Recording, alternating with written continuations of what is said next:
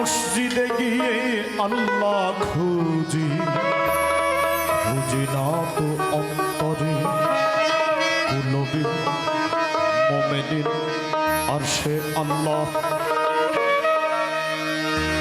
আমি দিল্লি কাবাতে নামাজ পড়ব,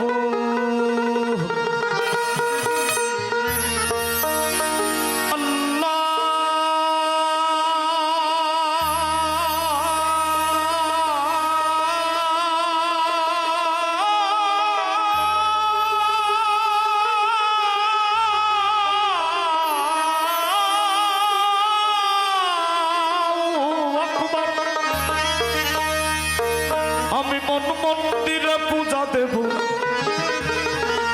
আমি মন মন্দিরে পূজা দেব, পড়ব নামাজ দিল্লি কাবা। মসজিদ মন্দিরে যেতে বলো না আমার, গির্জা ঠাকুরাই যেতে বলো না আমার। রাসূল করিম মেরাজ থেকে আসার পরে একজন সাহাবা জিজ্ঞাসা করলেন, হুজুর আল্লাহ দেখতে কেমন? তো বলো ঠিক তোমার মতো। আসলেই আমরা নিজের ভিতরে না খুঁজে দৌড়ে বেড়াচ্ছি কোথায় কাশীধাম, কোথায় বৃন্দাবন, কোথায় মক্কা মদিনা, নিজের ভিতরে না খুঁজে। তাই এখানে খুঁজতে হবে, নিজেকে চিনতে হবে, জানতে হবে। আর নিজেকে চিনতে জানতে হলে একজন কামেল মুকামেল মুর্শিদের কাছে গিয়ে আত্মসমর্পণ করা লাগে। তাই এখানে হারুন খাফা বললেন, আমি মন মন্দিরে পূজা দেব, সত্য এবং অনন্ত। আমি দিল্লি কাবাতে নামাজ পড়ব,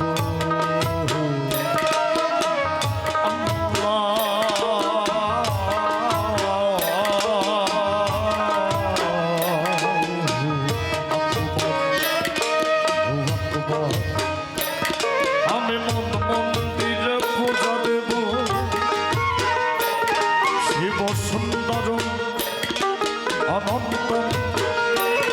আমি দিল্লি কাবাতে নামাজ পড়ব,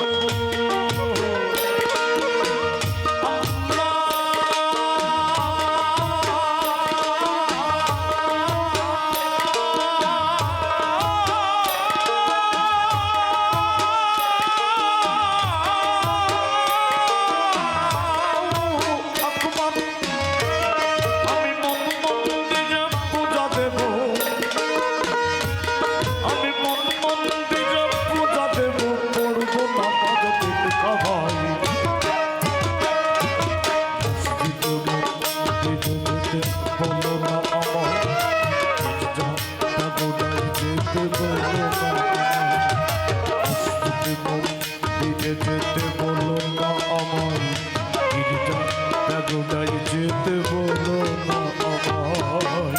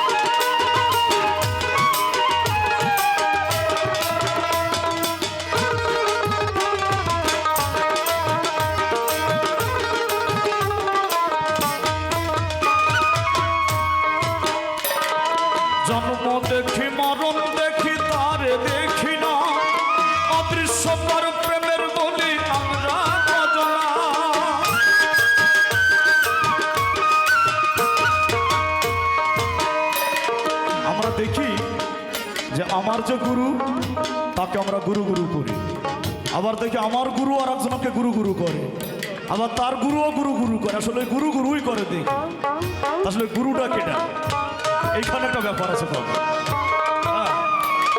আর ওই গুরুইকে চিনতে হবে, জানতে হবে, আর সেটা হচ্ছে দেহের ভিতরে আছে। তাই লালন ফকির বলল দেহের গুরু হয় কেন?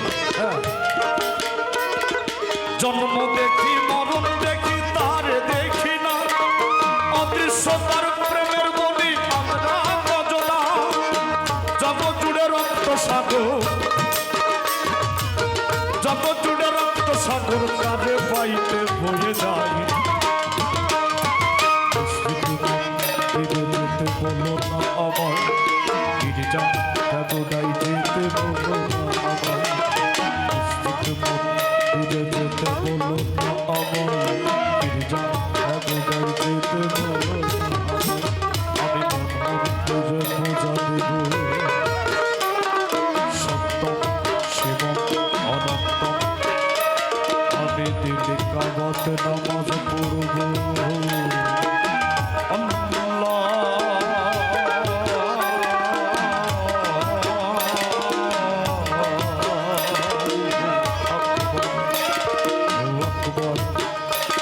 আমি মন মন্দিরে পূজা দেব শিব সুন্দর